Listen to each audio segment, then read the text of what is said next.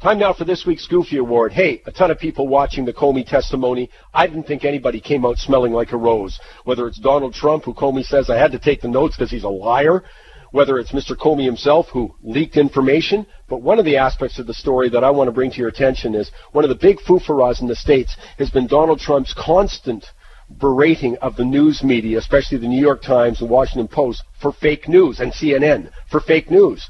Well, that testimony certainly verified that there's something to Mr. Trump's complaint. I'll just give you a couple of examples. One of the senators, Cotton, says, on February 14th, the New York Times published a story, the headline of which was, Trump campaign aides had repeated contacts with Russian intelligence. You were asked earlier whether this was an inaccurate statement, and you said in the main, would it be fair to characterize a story as almost entirely wrong? Mr. Comey said, yes.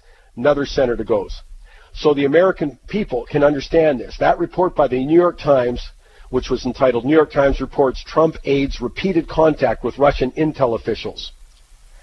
So that report is false.